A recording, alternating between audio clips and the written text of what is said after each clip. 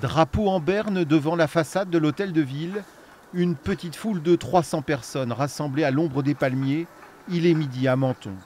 À l'issue de la minute de silence vient l'heure de la parole citoyenne.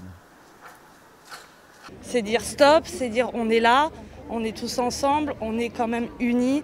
Aujourd'hui, c'est devenu un combat, la liberté d'expression en Oui, France. je Selon pense. vous, qu'est-ce que vous en pensez? Oui, je pense que c'est un combat de tous les jours et qu'il faut justement en parler à nos enfants et leur dire que c'est un droit.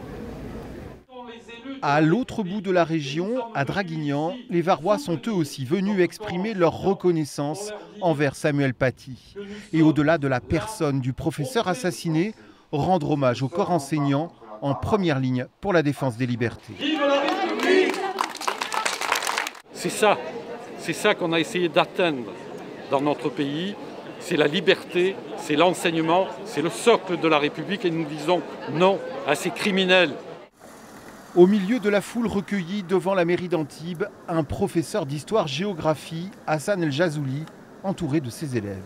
Je suis également conseiller municipal en charge de l'éducation à la citoyenneté et pour moi il était important qu'on puisse faire cette manifestation et que les jeunes puissent être là également.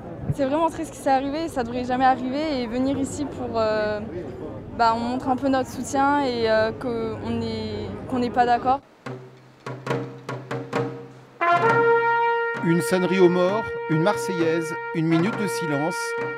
Nice n'a pas dérogé au rituel républicain. Il faut être ferme, bien sûr, sur nos convictions de liberté d'expression en particulier, mais en même temps, il ne faut pas choquer. Voilà ce que je dis.